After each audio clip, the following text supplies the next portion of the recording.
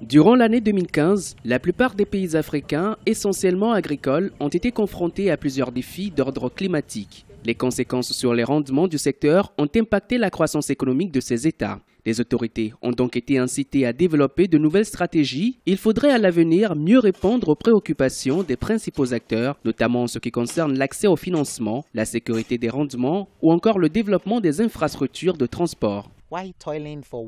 Pourquoi peiner pendant plusieurs mois avant d'obtenir les résultats de tant d'efforts? C'est l'une des raisons pour lesquelles il faudrait investir dans l'agriculture. Beaucoup d'investisseurs préfèrent aujourd'hui financer d'autres secteurs, mais qu'en est-il de nos activités? La plupart des agriculteurs vous diront qu'ils ont besoin d'argent et c'est normal. Notre secteur nécessite beaucoup de capitaux. Il faut le développer par les investissements.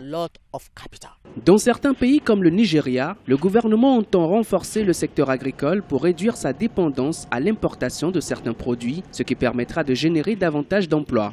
Même constat, en Ouganda, les investissements se sont également accrus pour soutenir les efforts des paysans. Culture, élevage, pêche, tous ces secteurs d'activité ont enregistré un regain d'intérêt durant l'année 2015.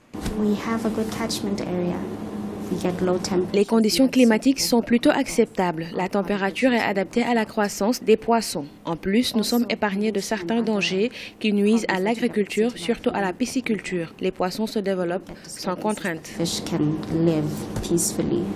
Selon la Banque africaine de développement, l'Afrique peut accroître la valeur de son rendement agricole annuel de 500 milliards de dollars d'ici à 2020. Le potentiel du continent pourrait également permettre d'attirer près de 900 milliards de dollars d'investissement d'ici à 2030. Avec la volatilité persistante des prix des denrées alimentaires, les pays africains devraient augmenter leurs investissements dans le secteur agricole pour assurer la sécurité alimentaire et la stabilité des prix.